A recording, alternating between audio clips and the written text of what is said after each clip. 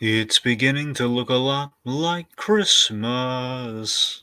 Oh, let's review. We'll analyze the scene.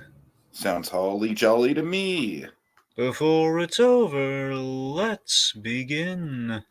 Bum. Bum. That's right, folks. Since the Christmas season is upon us, we thought the way to celebrate and get into the holiday spirit would be with some holiday reviews. 6 to be exact. Selected and arranged for your Yuletide pleasure. So, silver up those bells, light the multicolored lights, and go out and build a snowman to join us as we engage in some Seasonal seasonal shenanigans! shenanigans. There's that phantom to join us again that I Yeah, randomly decide to include in the yeah. intro every It's so called, often. it's called reading, Tiki. Try it. I just conjure up the image of like you build the snowman to join you on the couch as you watch the movie. That's what I'm always picturing when I say that. Anyways, folks, tonight we are talking about Candy Cane Lane. We got Kogias and Little Blue in the comments. Little Blue, if you watch this movie just for the podcast, then I very much appreciate it. That's definitely some commitment. Kogias, yeah, I believe according to Little Blue, it's the only Christmas film from Eddie Murphy. Can you think of another Eddie Murphy Christmas joint, Dragon? Well, if you want to be all technical, you have Shrek the Halls, but I don't think that really is what we're looking for here. So, I don't think that counts. look, That's like a coming Christmas thing that Eddie Murphy appears in, but Trading Places, I think it might be set at Christmas time. It might be. So that one, again, right. is another kind of technical, but it's not like a Christmas movie. Sure. Okay, well, Dragon, we have another new release. This is, of course, as we already established, an Eddie Murphy Christmas comedy. The way I would describe this movie is it's basically the 12 Days of Christmas by way of Jumanji, which I think is a pretty delightful premise. So what do you think? Well, I guess I'll say, Dragon. I don't know. Code Geass might be in for some fun tonight because if it's anything like our opinions on this movie, Dragon, I basically got some old dad's vibes from this movie, which is to say, like, it's not bad. It's a really good premise. It's got one really good central perform. I don't know. I don't even really know if it's that much of a performance. It's just kind of I Eddie don't think Murphy this being Eddie movie's. Murphy. I don't think this movie's as solid as Old Dad, Steve. I don't know if that's really fair. Okay. I mean, basically, Dragon, my vibe of this movie is like, yeah, that certainly is a straight to streaming movie. Yeah. It's a fun straight to streaming movie. You know, it's got some fun set pieces in it. It's got some clever ideas. Actually, a surprisingly fun villain. I think the villain is probably my favorite part of it, personally. Hmm. But yeah, I don't know, man. I mean, as far as like an Eddie Murphy performance, he's not bad in this movie, but he's very much like kind of just doing his usual thing and not really giving too much effort. I don't know. Hmm. So, what do you think of this? So first off, I want to say I think it's nice seeing Eddie Murphy seeing his comeback these days. I want to say since Dolomite onwards, when Eddie Murphy's really kind of come back. He's been doing movies, and they've been interesting projects. What I like about Eddie Murphy's return, a lot of the things he's been doing lately, is he's a lot more. He has kind of this wisdom vibe going on here. There's a lot more wisdom applied to kind of like the way he's doing it these days. He's trying some new stuff out. He's trying some stuff he hasn't really done before, and I think I think Eddie Murphy in this premise, in this very straight to streaming sort of affair, I think does bring some legitimacy and some credibility to this Christmas comedy, which otherwise could be rather skip it. Mm-hmm. Look, admittedly, the plot is pretty thin. It's pretty thin, but there's charm there. There is legit charm in this movie to I do like appreciate. using the 5 golden rings as a plot device. There is Yeah, some clever ideas in here. exactly. So as I'm saying, the movie, while not reinventing the wheel per se, it's I like the execution in a lot of places. Basically, I like the movie until a certain turn. When the certain turn happens, it's like I really don't like this choice, and I think all it opens the movie up to problems. But until it's a long ways till we get there. So I'm like, first act of this movie, I'm there. I'm sold. I'm having a good time. Uh-huh. Act two is where things get a little choppy, but we'll get there. Anyway, so again, I feel it starts strong, but I think when we get to that point in Act Two, it's like we have runtime and padding that really hurts it. But again, like it's a This does very not need to be 2 hours long. I no, saw it that doesn't. 2 hour runtime, and technically it's about like an hour and 45 minutes, and then you got like 5 minutes of bloopers and then a long credits. So, but still, even at an hour 45, it doesn't need to be that long. Yeah, I mean it's. Wait, did you get bloopers? Yeah, there were a few bloopers Oh yeah, in the I'm sorry. credits. You're right. I remember them now. Sorry. So they're kind of like the Not whole very thing. They memorable bloopers, but they well, were no, there. it's the fact they interspersed them is the problem. That's the only Right, thing. right, I'm yeah. thinking of the post credit scene, and it's like, yeah, we had the post credit scene, but then anyway. Which So, is really just like the actual end of the movie yeah, that's weirdly tacked on. Anyways. yeah. So there's that because that really is like an ending to the movie. So Right, right. okay, so the point being, the padding really we have like the way the third act of this movie it's like 30 minutes too long. It's there's some issues there, but again, it Now feels they like they have have to go after 40 golden rings. Oh my god. well we'll get there. Point being, aside from the things that are holding it back, kind of plot wise, I did enjoy myself watching this movie for the most part, and I think again, I think on the just the charm factor of Eddie Murphy, it was an enjoyable watch around the holidays. I don't know if it stacked. I gotta be honest.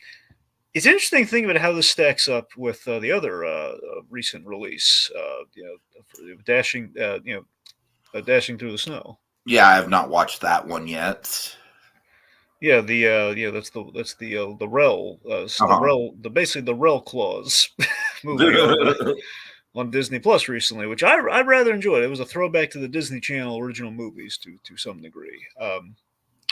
Anywho, yeah, so there we go. So I guess there's a Scotia background. Not really a lot known with this movie because, again, it's kind of a straight to streaming sort of deal, and there's not a whole lot to it. Amazon had an idea. An Eddie Murphy Christmas comedy. And that's probably all the background there really is. I'm sorry, go ahead. So thanks for stealing my thunder on that, Tiki. So yeah, so basically, Eddie Murphy has currently he has like a three-picture deal with Amazon, which started with coming to America. Emphasis on the two, not just coming to America, just coming to America. This film and a third film, which has not been, I don't think officially disclosed, but I think the word on the grapevine is it's like a new Beverly Hills Cop movie. I think that's what the third movie's supposed to be, Oh but I don't god, do we know. really need another I Beverly don't know Hills if that's Cop I movie? think it's just been like one of those things that's been talked about Emphasis for on the years. So I word cop. right. I'm My sorry, go point, ahead. I don't know how confirmed that is. All I know is for years has been saying, "Hey, we're going to do another Beverly Hills Cop," and Eddie Murphy's. I don't know if that was speculated because he came back for Coming to America. I don't know. I think it's a safe bet that Uh-huh. if he were to do another one, it would probably be the new I would Beverly Hills Cop. literally rather have a Pluto Nash 2 than another Beverly Hills Cop. Wait, really? At least a Pluto Nash 2 would be interesting. Oh, come on. What the hell can they do with Beverly Hills Cop in this day and age, Oh, just Dragon? have fun with him being Axel Foley. Okay, go ahead. Folks, I see the comments. We'll address them as soon as Dragon's done with his background. Well, yeah, don't blink, folks. It's going to go by real quick. So, so look, put simply, Eddie Murphy likes Christmas things, and he's had an interest in doing a Christmas movie. So they were tossing scripts at him, presumably for like, "Hey, we want you to do movies at Amazon, Eddie. Here's a bunch of scripts. Oh, it's a Christmas movie. I'd like to do that." Optimistically, he was thinking, "I want to do a Christmas movie that could be the next classic." And unfortunately, this Christmas Chronicles, this is not. So Reginald Hudlin directed this. Now Reginald Hudlin directed Eddie Murphy in during kind of his down period with Boomerang, a movie called Boomerang, and then went on to direct a really good movie called Marshall. We talked about Marshall. We love Marshall, don't we? Mhm. Yeah, and one little factoid, then we just can move on. The house, the Carver house. It's the house from Eubie and Dupree. Oh my god! Wow. Little factoid, just throwing it out there. Which the house in Eubie and Dupree? It's a nice house. Isn't Yumi and Dupree like a? Wasn't that the? Mm-hmm. Yeah, the Russos, right? Yeah, it was the early Russo brothers movie. Yeah, before we get Winter Soldier, we get Captain America, Winter Soldier. That is such a fucking like random. Like, who would ever watch that movie and think, you know what, these guys would be good at? Anyways, Again, I mean, I'm glad it happened, but still, it was a random pool. The men who brought us me and the men who brought us Captain America, the Winter Soldier, Civil War, like the Infinity Saga. These are the men. Literally the highest grossing movie ever. It all started with you, me, and Dupree. No wonder Owen Wilson had to be in Loki. No wonder. Oh my god. Okay. All right. So just addressing some comments here. Let's see. Little Blue says, I wanted to get your opinion on this. Which is the best Christmas film on Amazon Prime, this or Merry Little Batman? Well, first of all, I haven't seen Merry Little Batman yet. Second of all, Greg, correct me if I'm wrong, isn't that a short? No, it's actually it was a surprise to everyone. It was actually feature length. Oh, okay. And believe it or not, longer. I heard something about it being a short. And believe it or not, longer than most anime Batman projects. So it's not an hour and 18 minutes on the button? No. Okay. But what do you think, Dragon? This or Merry Little Batman? Merry Little Batman's. Yeah, that's what I figured. All right. This has a post-credit scene. What are they trying to hint at a sequel? Well, more of a mid-credit scene. Maybe post-credit was an exaggeration. Code Geass, the only sequel to a direct-to-streaming Christmas film that Dragon and I demand is The Nights Before Christmas. The only one that we need. That's the only one we need. We need the Nights. They even set it up at the end. Yep. It's like, look, his brothers in modern times. Like that's not just us speculating. That's literally set up. I mean, we would be there day one. You know, absolutely. I legitimately would, honestly. We gotta find out. That's not even a joke. We have to find out what happened to Sir Cole's brother. We have to find out. Okay. Like on Frasier right now, we need to know what happened with Niles. Darn it. Oh god. All right. Kogia says, I heard that Coming to America was awful. Is this film at least better than that? I mean, I think a lot of people are really harsh on it. Coming to America is in the shadow of a really good movie. So it is an Oscar nominated film. Mm-hmm. All right, sorry. Okay, seriously, look, the original Coming to America is wonderful. It hits all the right spots. The sequel, though, is very much in that movie's shadow. I think there's a legit attempt made, but definitely falls short. I mean, it has production values this one doesn't have. I don't know. I'm a little split if we're comparing the two here, but I don't know. I think this one gives you a more warm and fuzzy feeling versus like, man, we're just really in the shadow of this really good movie, aren't we? Mm-hmm. I mean, a lot of like legacy comedy sequels are pretty much like that. Yeah. It's no Blues Brothers 2000. There's an actual sequel attempt versus just like, man, we're just kind of stuck with this now, aren't we? Right. All right. So, yeah, I guess let's just get on into it. All right. We had one thing we probably should chat real quick before we get into the weeds of it. Little Blue had a comment. Let's chat what Little Blue's working on. Yeah, this right here. Yes. Yeah. So he's saying the reason I asked for your opinions because I now plan on reviewing Merry Little Batman on my channel, along with other Christmassy films I'll be reviewing. There you go. Check that out. Right on. All right. Okay, so let's break it down. So the Carver family, they prepare for Christmas. They love Christmas. They all the names of the Carver family are like kind of puns on I Christmas. want We to got, make a note of that. That might be the single most annoying thing to me in this whole movie. let me ask you: did it dawn on you before they It called dawned the on me immediately, and I was annoyed. I'm sorry. Because I was piecing it together. I was piecing together as the movie. Going, wait a minute, what's going on here? Huh?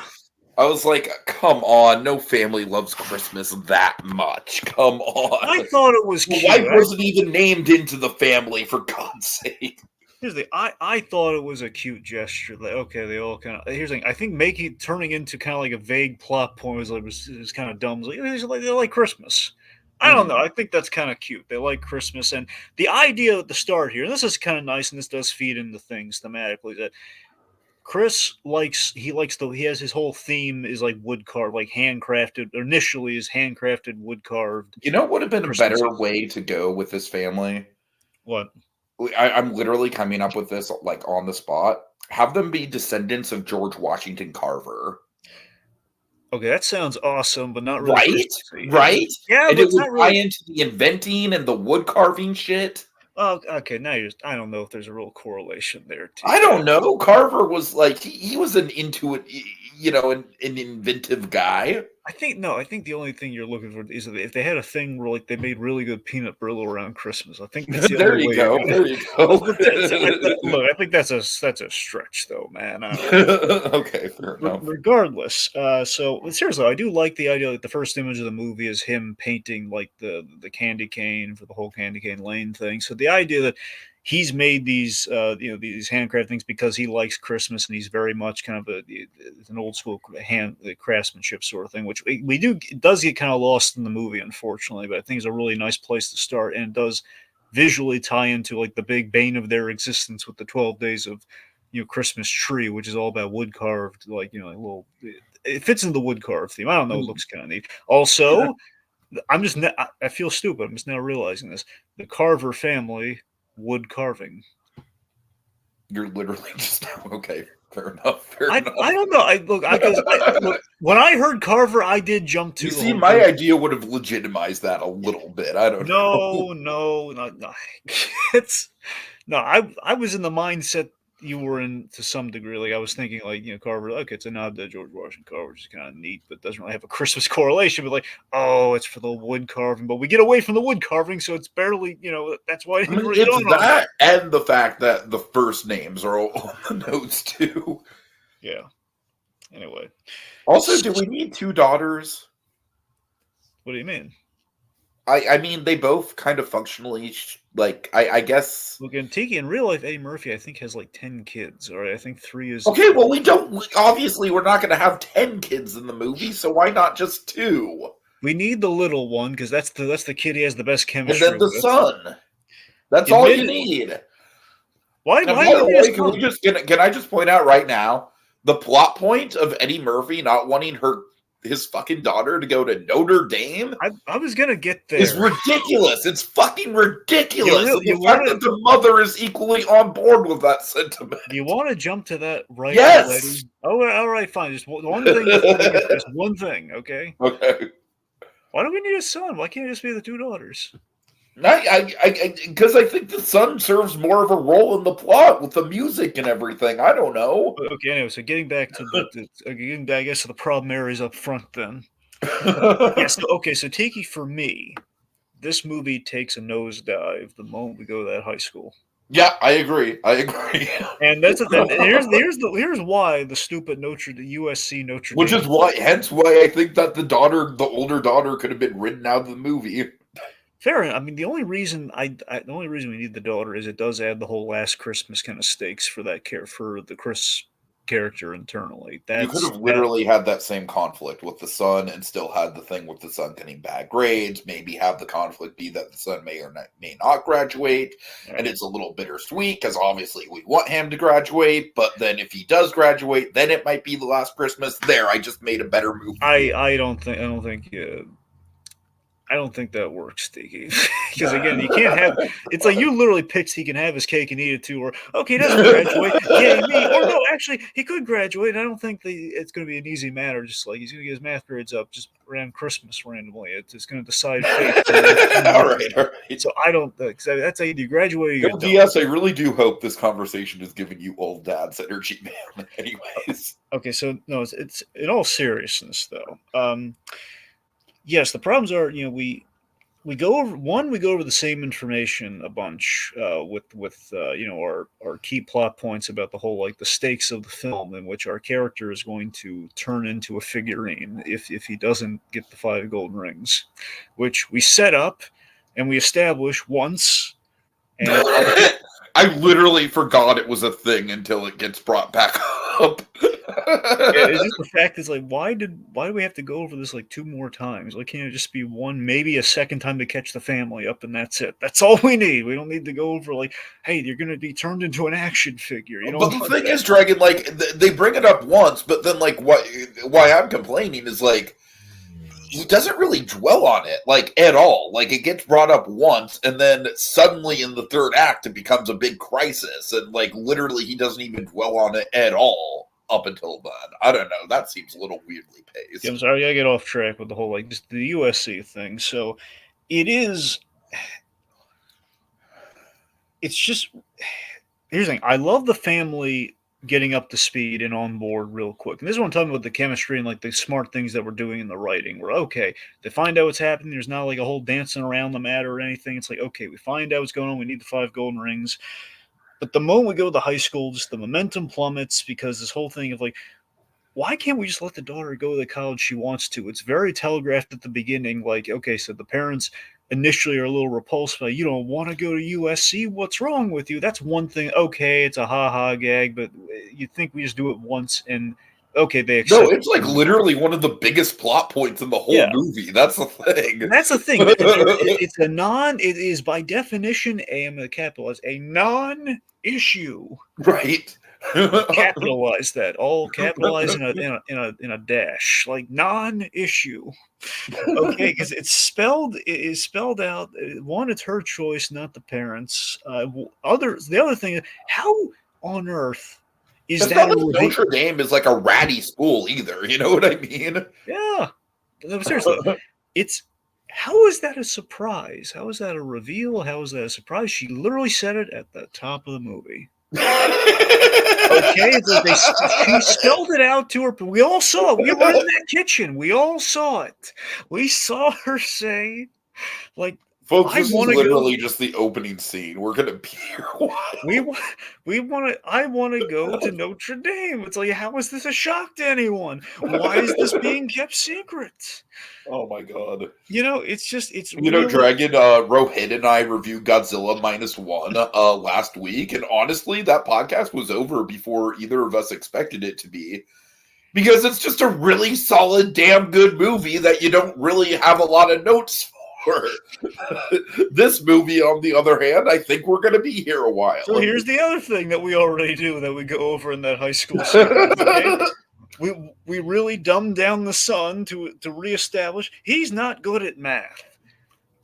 We bring in I love Stephen Tobolowsky as much as the next guy. I do, but it's like I don't need him to come in to remind us, hey, the son's not great at math, let alone do we need to dumb the son down really so much so that it's like, hey. I honestly found the payoff to the math stuff to be kind of funny. I don't know. Tiki, he added to 40.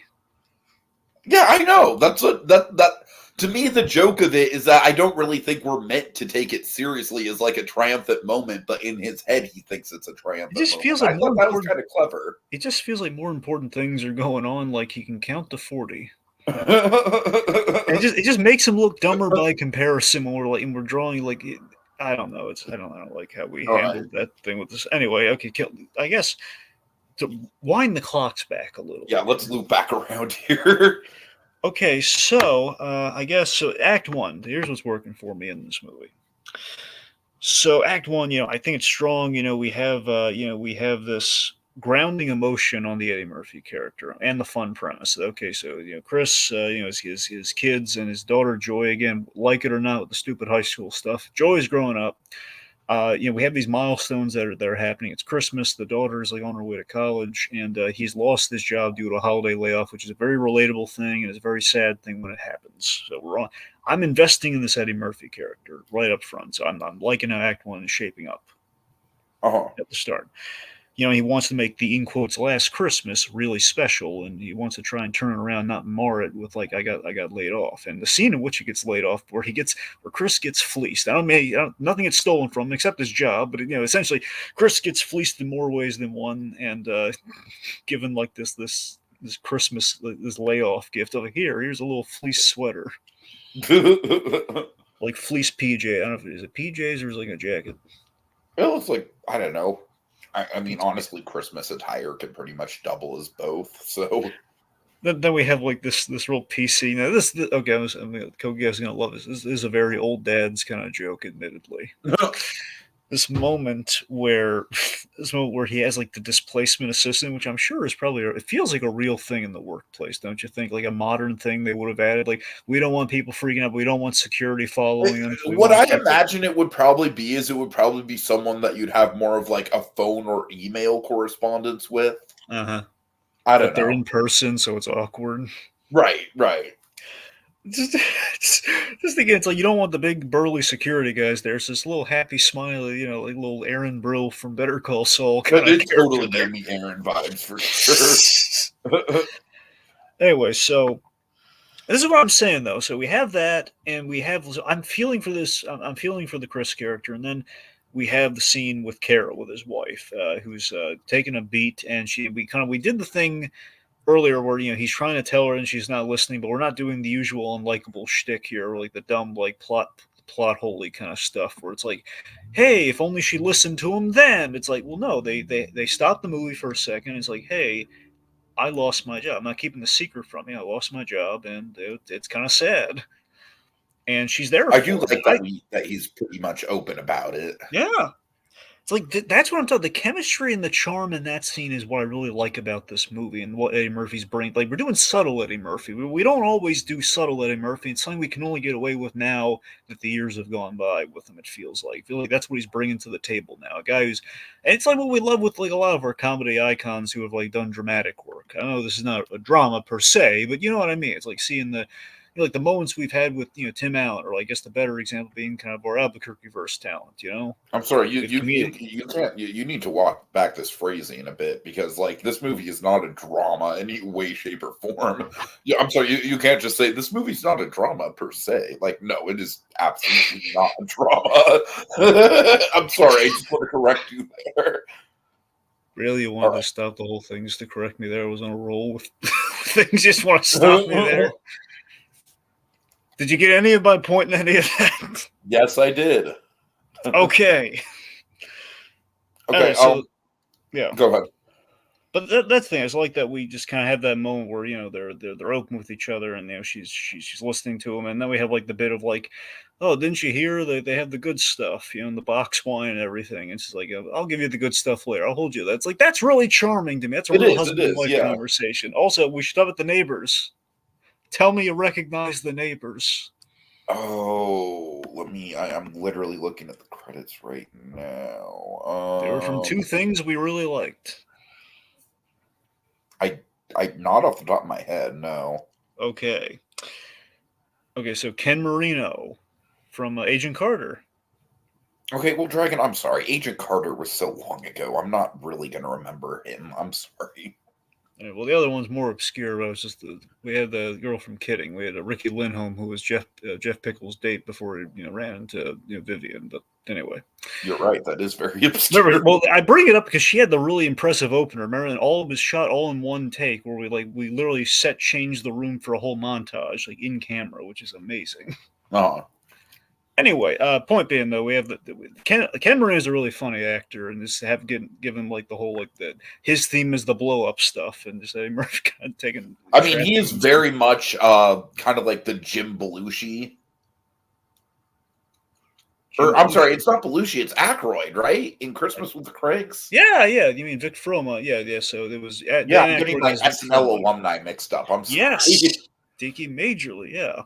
Okay, yeah, Aykroyd. He's pretty much the Aykroyd of this movie, except not nearly as engaging of a character. Now, since you bring that up, it does. You had a really good analogy in your thesis for this film, that the whole like it's kind of a holiday themed Jumanji of sorts. Now, I had a different comparison. This movie is kind of a far better Deck the Halls. Here's the thing: I feel like it's both, Yeah, but I also feel like because it's both, it kind of has an identity crisis. I concur with that. Yeah, because it's like no, I very much agree that like if it focused a little bit more on like the actual like competitive decorating Mm-hmm.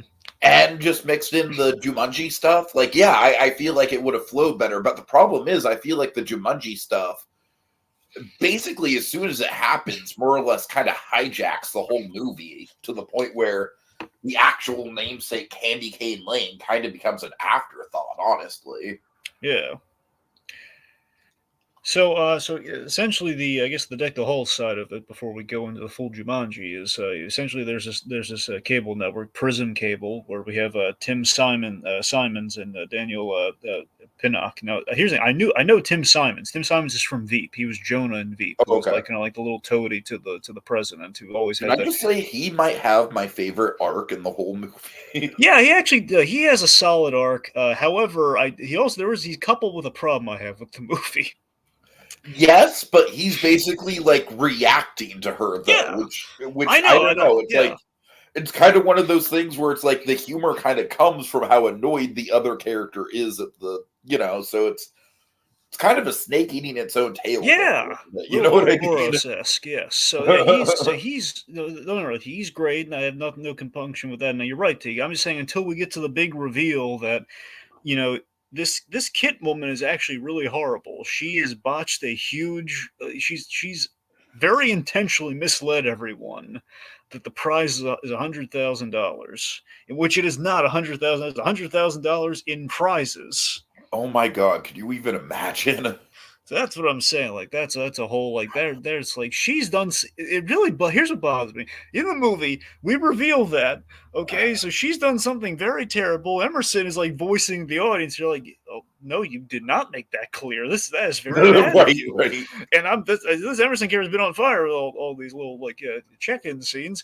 And then it's like, hey, we have Black Santa and we make fun of the white guy. Like, really? No, we don't need to foist that onto this guy right now. He's making all the right points here.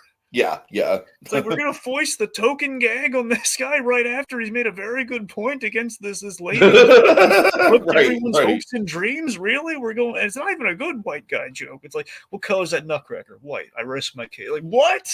What is that? Yeah, yeah, yeah.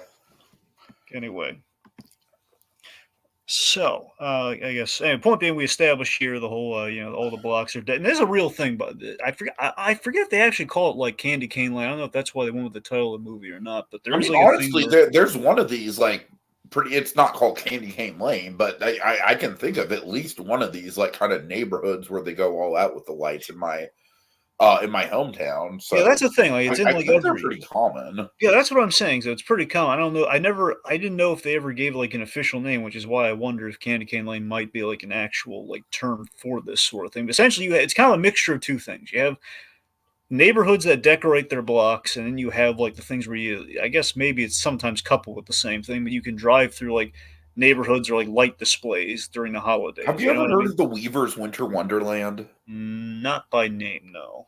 Okay, I actually went to kindergarten with the kid, but it was featured on a bunch of TV shows. Anyways, But you know the thing, like when you drive, did you ever do that as a kid? Did you ever drive to like the neighborhoods of like, of or like this, course, of like some course, yeah, like iconic, some drive-through iconic childhood activity. Yes. like yeah, so that's thing. So we've all at least done that once, and this is kind of like a coupling of that and the neighborhood lighting contest, or the only we make a big deal about we have Santa Claus do like this really cool choreograph. He's gonna go down the neighborhood, he's gonna point to the house, and it's gonna light up, which is nice. So yeah, so Chris is determined to win to help his family through the holiday layoff. And again, basically a more tasteful and sympathetic version of the Deck the Halls premise. Like for example, Deck the Halls is purely an ego thing. It's like this guy's trying to help his family out. After he literally just got laid off. I feel like the Yeah. just getting laid off thing is like the perfect thing to give stakes to it. Exactly. So that's what I'm saying. You root for the guy. He wasn't laid off for any good reason, and that's the thing. And I don't know. So there's a lot of good stuff there. And again, it feels like what if we actually gave a good reason for why we had the whole deck the whole thing instead of Danny DeVito? I want to be remembered for something. And Matthew Broderick just being I'm a dentist and I'm threatened. Essentially, put in Hermie the Elf terms, that's essentially what that movie is. Oh my god. Anyways. Okay. So, did I just point out really quick? I really hate to do it, but it's kind of like on my mind a little bit. And so the actress who plays his wife is named Tracy Ellis Ross. yeah, Dragon, she seems like a lovely woman, yeah. very talented, but Yeah. is it just me or I got very strong like discount Rosario Dawson vibes from her.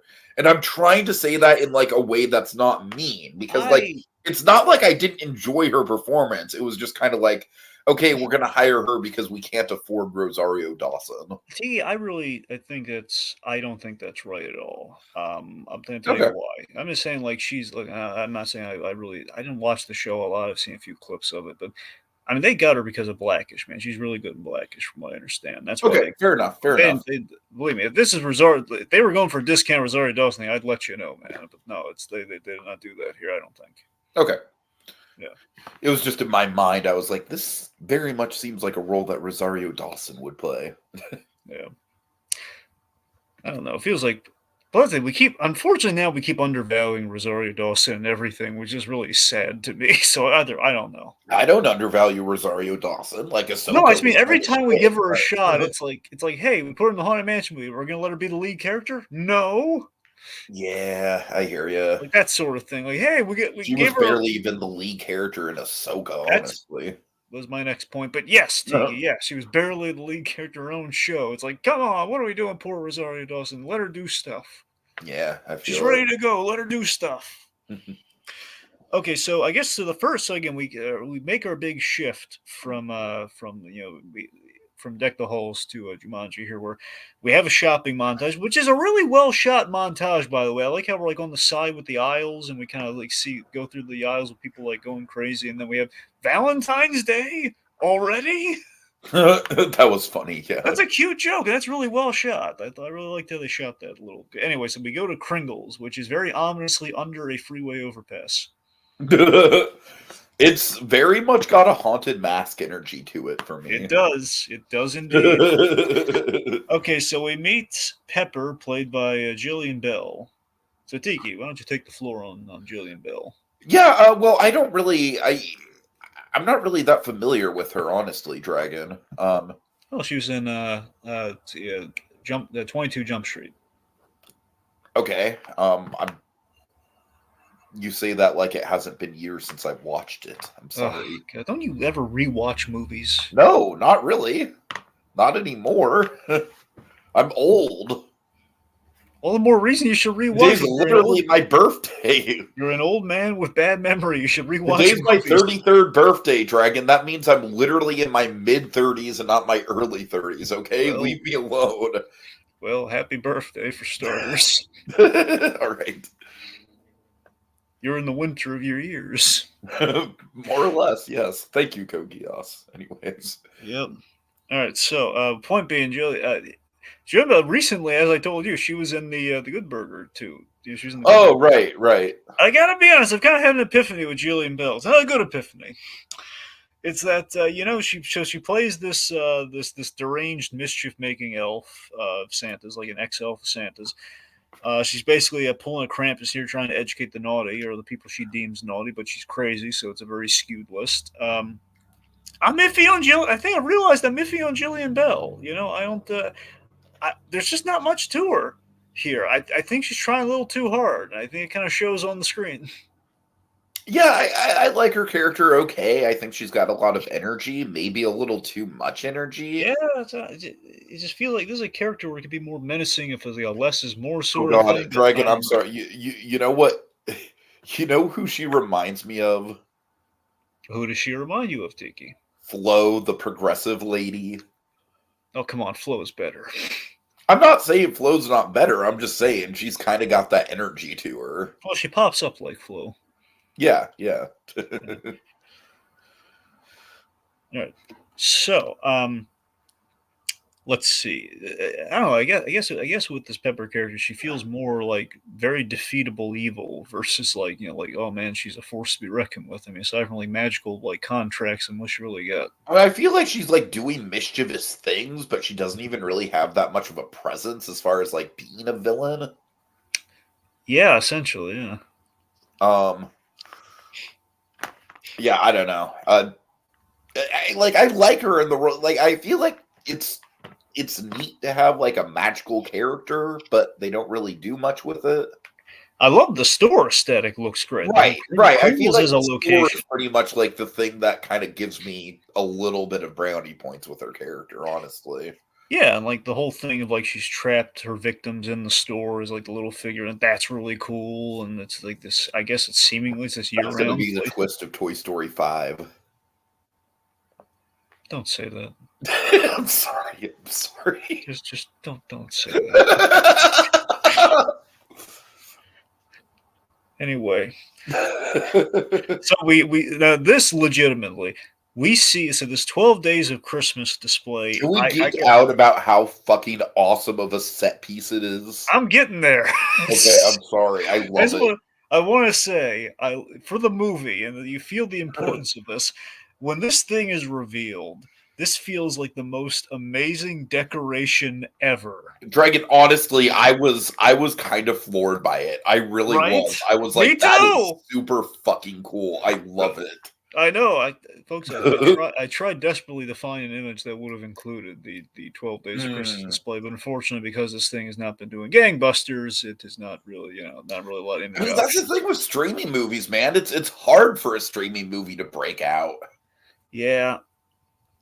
Regardless, yeah. So that's in this 12 days. The idea you have in.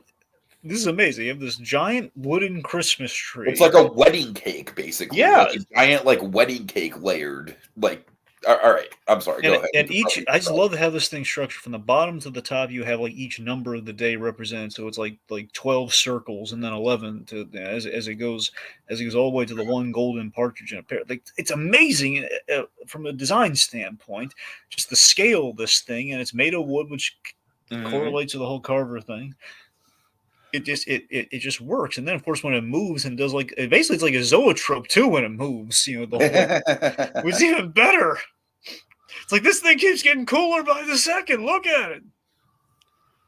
So you buy, and again, it's a big conceit of the movie. So you buy that he's like, oh, just put it on my card. I don't even want to know the amount. Just do it. Like, I need to have this. You absolutely buy it. Yeah. I think because if you didn't buy that, it would have been like a big load of totally, early Disney Channel. But you do buy it. It's literally like the greatest Christmas decoration ever. You buy the conceit of that. It would have been a thing of imagine if you watch in an old school Disney Channel original movie where it's like, here is our big important Christmas decoration. It's it'd be like a cheap, and it's like something that they bought at fucking Costco. Yeah, like a big, right.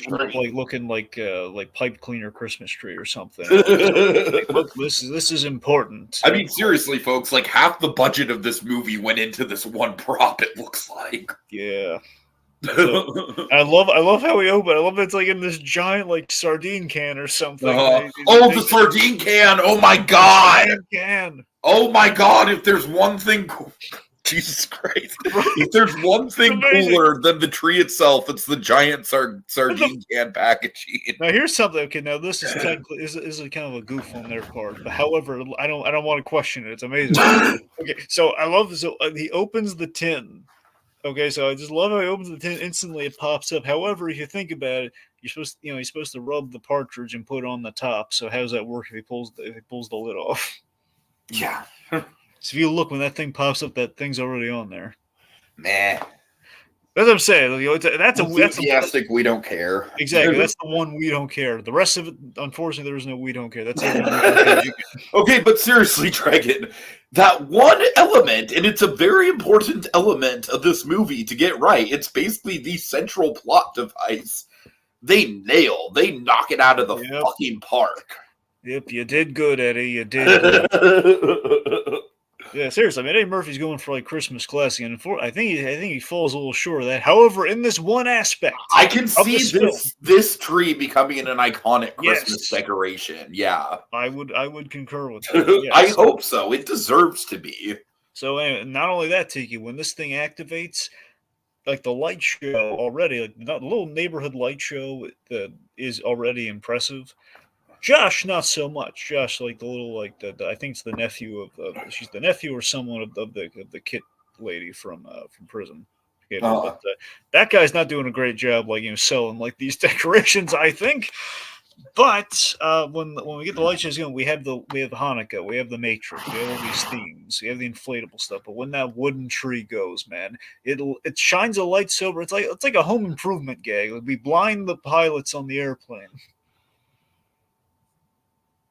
Yeah, right. I honestly, for me, I was thinking the Luxor. Yeah, definitely Luxor in there. right.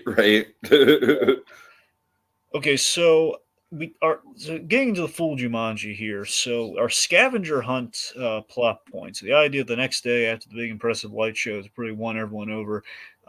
Seemingly the tree's been vandalized, but in reality, the wooden icons have come to life and are sporting some golden rings. Mm-hmm. So initially, I think this premise works. Initially, I think okay. Initially, I honestly think it's a fucking great premise. I Yeah. really do. Yeah. Like, basically, it's like, okay, you're taking all of the 12 days of Christmas and you're essentially weaponizing them. See, like, that's it's great. so fun, honestly. Here's the mistake. Okay.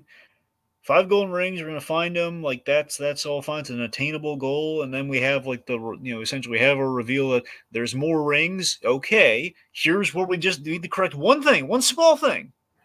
Okay, instead of 40, we should have made it 12. As in, he has to get 6 more. That's all we needed. right. Just think of that. It would have been the audience. Like, it's the song lyric is 5 golden rings, but we saw there's like 12. There's 12 things. So I think would stand the reason. Okay, we'll get the other 6. Just the fact that this movie like very much establishes a pretty decent beat of illogical logic. Yeah. Only to literally like throw that out the window with the shallow excuse of like, oh well, the villain like twists the rules, and it's like that's not an excuse for the writers to do the same thing. It's like she shouldn't be allowed to cheat like that. Like, yeah, really? Like, okay, fine. He's got to find. I mean, she's literally just coming up with bullshit like on the fly. It's And she shouldn't be interfering and stuff. I mean, I guess that's the thing they want to do is for like mustache twirly stuff. I don't know. It just feels like, okay, very simple. Okay, you got to find the golden rings, and then the reveal, like, oh, I never said 5 golden rings. That's the song there. You guys made the assumption it's 5 golden rings. There's each of them had golden rings. There's 12 levels to this game, kids. Find them. right. That would have been enough. That would have been enough. Would have been good. It would have made her kind of fair. With the 40 rings, it's like it really turns the third act into like a speed run fetch quest. Yeah. That's unfortunate. Like 6 with a time crunch is more compelling to me than find 40 of them. Yeah, totally. Yeah, Sonic, find 40 of them. Oh my god, that's literally what it turns into. Yeah.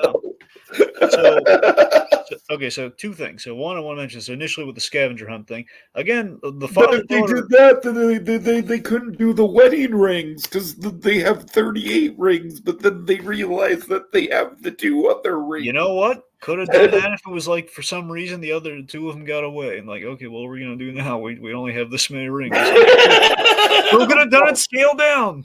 Okay. You know how you do that? The geese fly away. That's all you gotta do. The geese fly away. Don't come back. Fly away. What do we do now? Well, I guess we're well, we have our wedding rings. That'll work, right? Okay. Okay. So seriously, I do like with the chemistry with Eddie Murphy and our cast here. Him and the little girl playing Holly, we're challenged a little bit of some daycare there. Eddie Murphy has good chemistry with kids, and I think that's still maintained itself. I think he's really good with this little girl playing his daughter. Yeah, he's fine. I don't know. I don't think I'm as enamored by it as you are, but I don't know. I'm just saying compared to the other two kids, I think he has the best chemistry the with the other two youngest. kids are pretty much like interchangeable, as we already Yeah. established. Yes. Anywho, I don't know. I do like the plot thing. We just kind of acknowledge of like, wait, don't you have school? Like we're watching Frozen over like three Three in periods. three different classes, which I think is a very realistic line, honestly. Yeah. So why that's what I'm saying. So that's really that's really it's a nice way of acknowledging why is the daughter along for this ride. Well, there you go. Mm-hmm. All right, let's see. So the stakes of the cursed figurines. So I like the stop motion kind of esque. I know it's not legit stop motion, but I like how it's like stop motion in the animation for these little figurines. Essentially, these people that got duped into like making a deal or signing the receipt on some Christmas purchase at Kringle's. They fail to meet the ridiculous goal and they end up turning into like a little glass porcelain looking little Christmas figurine stuck in a little train garden forever. Yes. By the way, the miniature is really cool. I love the little miniature village. It's awesome. Two notes here. Number one, do you remember the classic Robert Zemeckis movie, Welcome to Marwind? Yeah. The one with Steve Carell, and he does the little dioramas to Yeah. as like a PTSD therapy or something. Yes. Yeah, so that's basically what the figures kind of reminded me of. Really? I mean, A little bit, a little bit. All right. I'm not even saying that is a bad thing. I didn't even see the movie. I just remember it was one of those trailers that just was shown in front of every goddamn movie I saw in theaters. I get more of a borrower's vibe, but that's just me. Number two, can we talk about how this is like the least Nick Offerman role ever? Again, Offerman was great in this, though. I thought he was really good. Like Yeah. I was genuinely surprised that it was even him. Yeah. Because he's basically just doing like a soft-spoken British accent, which is like Yeah. very much against type for him. He's got Like range. I don't even know what inspired them to cast him in this, but I think he did a solid job. I wonder this is going to sound silly. It might have been he just had facial hair at the time. It's like, hey, you want to do like English mutton chops? Okay. Oh my god. Yes, Dragon, because you totally need facial hair for voice acting. Well, remember, he is actually in the movie, though, Tiki. Oh, yeah, that's true. I'm sorry. Yeah, I'm sorry. Yes, that is true. Yeah. Yeah. All right. I got the memo on that one, wish Tiki. that there was a little bit more of him. Yeah. Because I really like the bond that he has with the daughter. Yeah. For the few scenes that we get of that, I just think it's That mailbox scene is so charming. It's a really good scene. Yeah, yeah. It's like so simple. Little girl like walking out on her own, but she's got her little pal there as she's mailing a letter. It's really cute. Uh-huh. Yeah. So I don't know. I definitely think that I think that character had the potential to be kind of like the heart and soul of the movie, but the problem is he just doesn't really have enough screen time to really pull that off properly. But I do think what he has is good. Yeah. Like, I'll give you an example of what they could have done. Basically, just the whole. There's like that weird beat at the end where it's like, oh yeah, family. You know, like I'm gonna go back to family, and then you just see him like standing alone in the town square after everyone's left. It's like that totally could have been expanded on. You know, like there totally could have been something there. Like I don't know. It just like it makes me kind of sad because it's like as it stands now, it's a really good character. But I feel like honestly, if you give that character a little bit more to do, it could turn this movie into at least like go from okay to a solidly good movie. Like Nick Offerman's such a good actor. You have that moment where it really is. It's conveyed, at least to me. I mean, headcanon was. I'm pretty sure it's conveyed. Like this guy, we don't know how long this shop's been around for. For all we know, he's been around. Yeah, like that guy, he's an old school coachman. So presumably, his family's long dead. That man has nothing. That's how I read it. Yeah, and I just love that idea, and give him a nice ending because of that. So he conveyed a lot there, which is really good. Uh-huh.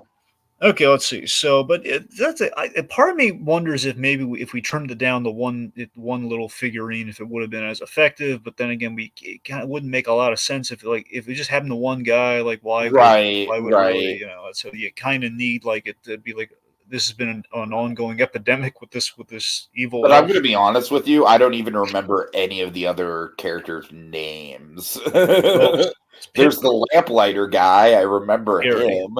So Pip, Gary, Pip's the Nick Offerman character. Gary Uh-huh. is the I lamplighter remember guy. his name, but yeah. Then you have Cordelia. Okay. Yeah.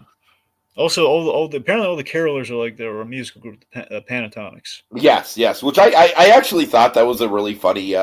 Maybe they went back to the well on it a couple too many times in the movie, You but know what though? It's a simple thing where sometimes there's these little things in comedy. They just kind of make you laugh. There's no good reason for it. Where it's like Eddie Murphy yelling "shut up" to these these singing Pentatonicas every time they like on reflex they hear like the 12 Days of Christmas parts and they have to sing like five golden rings. So just them doing that. Also, it's like Ryan Reynolds like like cursing in the Deadpool movie. Sometimes it's just kind of funny. There's no good reason for it. It just sounds funny. uh-huh. I don't know. So let's see. So again, scavenger hunt. We're getting the pieces again. High school, it all goes down the toilet. Uh, when we're like the five maids of milk and like we're covering the boy in milk. Why? What are we doing at this juncture? Like, what is this? Okay, so what's the Jumanji of it all? I do think that like again, it's a really clever premise, but like for example, at the beginning, I really like the geese a laying, the swans. Like it really does seem like okay, shit. Like yeah, this is really the song come to life in an unpredictable way. Yeah, But, like yeah, I agree. The school is like between the milking scene, which is just straight up like awkward in its delivery, and then yeah. like the Lords of Leaping, which appropriately enough, it was a big leap, man. It was a big I was leap. really hoping to see Eddie Murphy like beat down on those guys, but that did not. It didn't happen. I mean, that is just I mean, I don't know. Like, there's a lot you can nitpick about that. Yeah. Are there any of them that we just didn't see? Well, that's the thing. So they crammed a lot of them in the third act, so it's a little hard to. I'm trying to remember because okay. Here's one that really. Here's the worst one.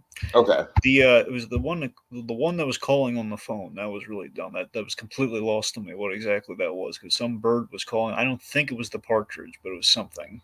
No, it wasn't the partridge because the partridge was like the golden thing. Yeah, exactly. I know the partridge Yeah. was the golden thing, but it was like there was something. One of the items was calling on the phone. Remember they kept Uh giving like huh. these menacing calls. Four calling birds. There were four calling birds. That's really fucking How stupid. how many That's birds are really on? fucking Why are stupid. there so many like birds and doves and You partridges? don't really think about it, but like yeah, you do. There is a lot of birds in that song. Yeah, so the four calling birds is like a dumb thing that went over everyone's head. It's like too I thought subtle. the French hens were kind of funny though. Yeah. I don't know. No, yeah, you're right. The French hens is actually is pretty solid. Yeah.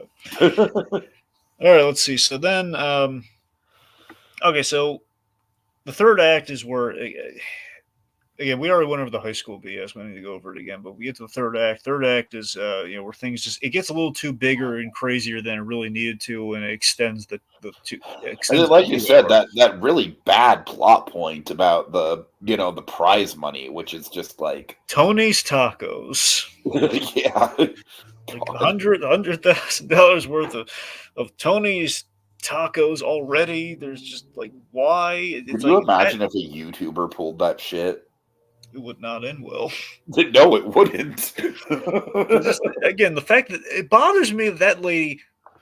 Our guy has a Emerson has a nice arc there, okay, where he ends up like he's like holding the hand. He's like he's telling her, hey, just take the just take the holiday season in, man. It's a nice moment for him, but still, it's like, wait, don't redeem her. No, like send the angry mob after her. Oh my Don't God. redeem her. Right. She doesn't deserve that. She gave everyone false hope. She's the reason for this mess. She gave him the light bulb. That was a false light bulb. Anyway, So let's see. So then we have this logistical BS of like, okay, just because the song repeats, there's now 40 rings. Yeah, that is like about as much of a leap in logic as you can get, honestly. And then it gets even worse. Okay, then it's like, okay, so she can just like mess with the clock and turn them into Yeah, the thing. The yeah. only reason that's in this Like movie, fucking like Tiki, Mary Poppins Returns style, like, which I will say it was charming in Mary Poppins Returns because it seems like something that would actually be in the original Mary well, Poppins yeah, but book. that's two different. That's like a giant clock where that's fine, that's acceptable. There's no worries. This is like, okay, so she can just turn it and she can break all the rules, and we only have this scene there because we wanted to animate Eddie Murphy. It's the only reason that scene's in there. Pretty Because we much. just wanted to see the stakes come true of, okay, Eddie Murphy is turned into a little figurine. That's the only reason that happens. Because we can't get away with it without showing Eddie Murphy as like the little figurine because we need to see something bad happen to Eddie Murphy. That's the only reason that's in there. Yep. However, let's talk about something really cool that's in the movie. David Allen Greer's Santa Claus. Yeah, he is. Yeah. He is a good Santa. I will say that. Yep. I love that. I love that. In depending, if you look at it from a different context, he is kind of a pimp Santa, depending on how you look at it. Come on, man. I'm just thinking about it, Tiki. He shows up. He's a very dapper-looking gentleman, and he's calling out the bad guy's name is not Pepper but Peppermint. I mean, he's just saying, "Hey, Peppermint, what are you up to?" You see what I mean? Yeah, a little bit. I have to wonder if that's just a little bit intense, just a little bit. You're just thinking of the Mr. Show thing with the peppermint. Little bit. Little bit. But either way, though, so in all seriousness, though, Dave Allen Greer, so again, the reason he's in this movie because he was in, I believe he was in Boomerang with Eddie Murphy, which again is a reunion between the director, Eddie Murphy, and David Allen Greer. But yeah, he shows up, he's classy. I love that when he's talking to the car fan, he's turning on the charm. It's like, hello, Christopher. It's like, he's so nice. Like, that's an awesome Santa Claus. You know, he's very pleasant with the family, and he's, we call out Peppermint for cheating. However, why can't Santa Claus undo the contract if she is very blatantly cheating? That's what I don't get. Okay, yeah, that's the thing. It's I don't know. It's like he's a I nice get that he guy, but signed at a the same time, the contract. plot mechanics are a little BS. I know Santa's not a lawyer, but still, okay? He's like, he can't interfere because he signed the contract. However, she's in violation of that contract. Right. All over the place. Okay, anyway, so then, and here's the other thing. Santa Claus can save the other people, no problem, so long as it's a child's Christmas wish. Well, you know what? Maybe, hey, can you fix my dad too? Oh, yeah, sure. Yeah, that child's wish thing, that was pretty fucking last minute. That's only because we wanted to see Nick Offerman in this movie.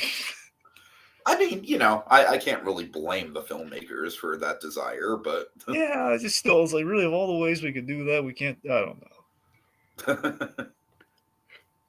All right. So, let's see.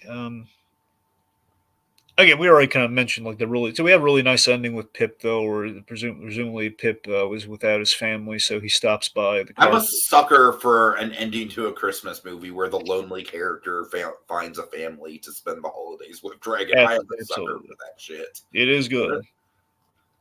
So he shows up and he brings, like a mallard and let's see. He brings a mallard. And I think the mallard, like because you said there was like some subtext. I think the mallard more or less pretty much confirms, like, yeah, this dude is not in his original time period. That was my read on it because if he brings that dead, like literally dead bird to the door, I feel like it was already more or less implied, but yeah, the dead bird was pretty much like, yeah, if you don't get it by now. Yeah, so he's welcomed in and says, let's get you a taco. And he also brings like box wine, which he thinks is like this amazing thing. Oh my God. It's wine in a box. Yep, so it brings in the box wine and almost a little, kind of, I guess, a little biblical, the whole like frankincense and myrrh kind of idea, a little bit. And then we have our mid-credit thing, which a mid-credit thing, I gotta be honest, I kind of missed out like the really nice thing at the very end of the mid-credit thing, where it's like, okay, Jillian Bell's been turned into the Peppermint has been turned into like the little figurine, like which is karma, it's justice, like yeah, she gets turned into it. However, really nice that Chris lost his job, but you know what? He was somehow, we don't know how. I guess we don't really need to know how, but it's kind of Yeah, nice. this was like I feel like this was a nice gesture, but again, Yeah. I kind of feel like this really should have been worked into the actual movie Yeah, I mean, it's a really, I and spent love a it. little bit more time on developing the actual how of it all.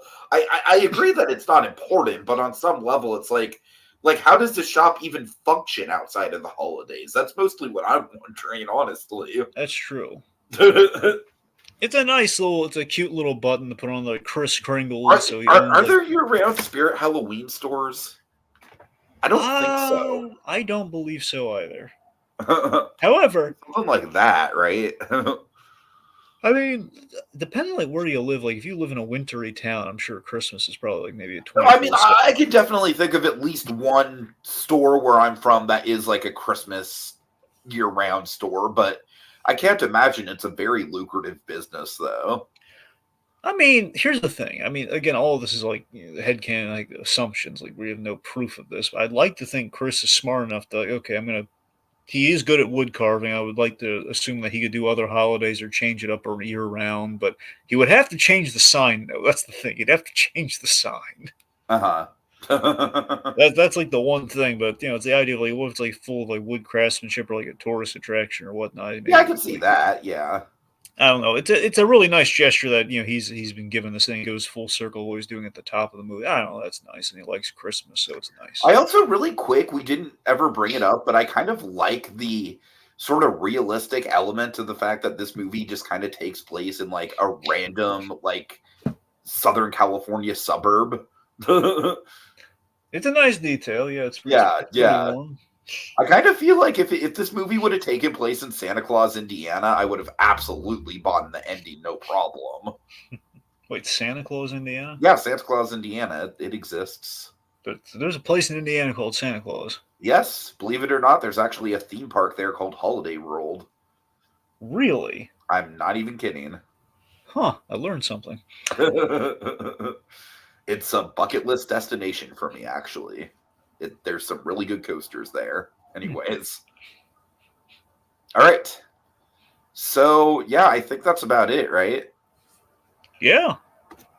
Okay. Let's see. Kogias, really quick. He says, is it just me or has Eddie Murphy not aged much? He still looks like he characters that are in their 40s. Yeah, I agree, honestly. I really He looks good. Look at him there. It's like he really doesn't look his age, honestly. I mean, he's still. That's what I'm saying with the Daddy Daycare thing. He still looks like circa like Daddy Daycare. He's right.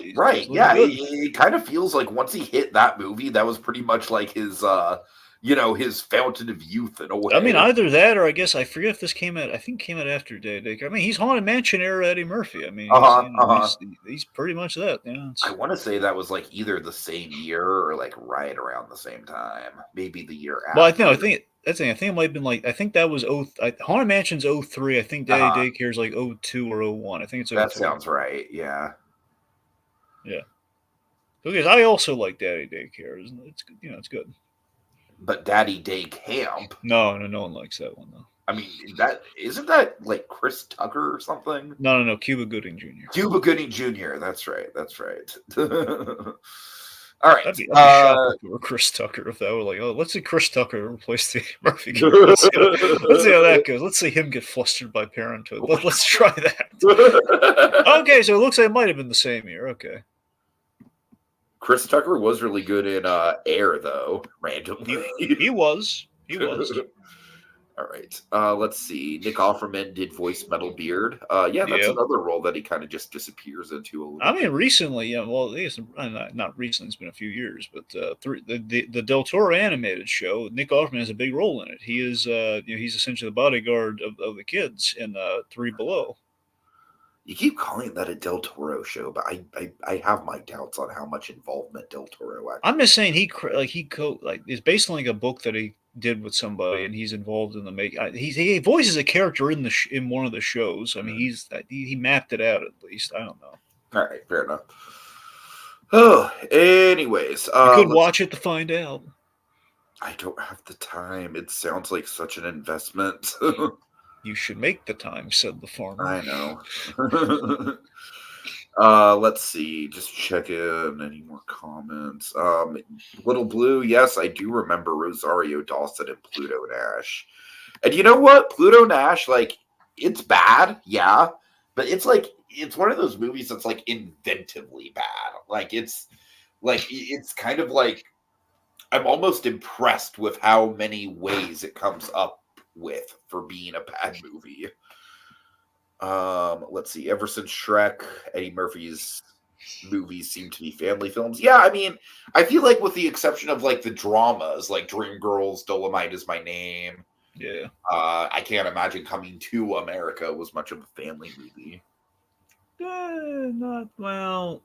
I mean, there's a focus on family, but it's not really like, hey, take the kids. Well, it's not a family picture. Sure, sure. Okay, let's see. Yeah, Santa wasn't helpful at all in this movie. He was cool looking though. He was pretty cool. All right. Yeah, I think that's about it. Dragon, final thoughts? Final thoughts. Again, look, I like what the movie's going for. I really do, and I think it starts in a really good place. It's just again, when we go to the high school, man, that's where it loses me. I'm with it until then. That's where all the logic issues come into it. So I was And the honestly, if I'm stacking them up, I think that Dashing Through the Snow movie is more cohesive. But this is, it's it's got redeeming elements. It's got chemistry, but there's no good. The story just turns the Swiss cheese by the third act. Yeah, I'm more or less in the same boat. I mean, I think this movie has exactly one awesome element in it, and it's not even a plot point or a character. It's literally a prop. But, I don't know, man. It's like, I really do like the premise of the 12 Days of Christmas basically being turned into a disaster movie of sorts. And but I also like the premise of updating the competitive decorating thing and making it more legitimate and a little bit more dramatic. It's just, for me, I really think this movie kind of suffers in the fact that, like, it basically feels like two different movies kind of crammed together, and it feels really disjointed in that way. But yeah, again, from the 12 Days of Christmas side of things, some really good ideas. It's just there's really not a lot of time to explore them, which is, I mean, when you're talking like in a movie that's like, let's say an hour 50 minutes of runtime, almost 2 hours, 2 hours with credits. It's like that should be enough time to explore those ideas. But because we've got this whole half of a premise with the actual candy cane lane of it all, that's where the disconnect comes from for me. So, all right. And yeah, big thanks to Little Blue and Code Geass for joining us in the comments. I am going to be completely honest with you guys. I did not think that we were going to get any comments on this one. I didn't think we'd get any live viewers on this one. I thought that this one would more or less fall under the radar. This was actually a pretty last minute pick on our part as well. So it was kind of one of those things where it's like, screw it. We need something. Let's see. That Eddie Murphy movie. Sure. Fuck it. That'll do. So yeah, I'm at least happy to see that this got some engagement. All right.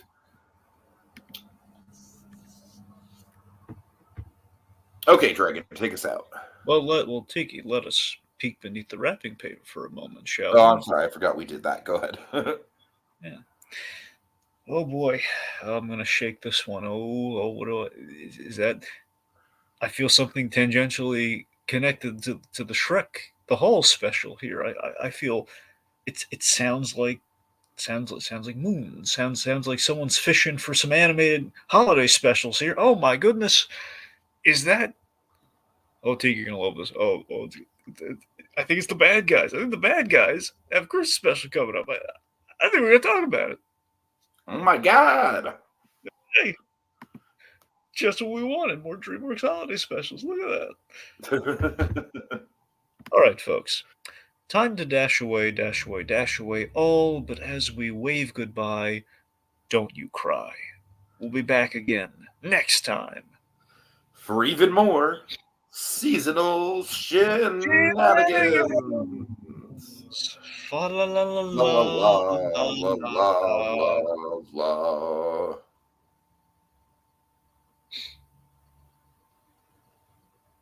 All right, fine. I'm just gonna do it because I can't think of a quote from this movie. The bad guys are gonna be the good guys, so they can keep being the bad guys.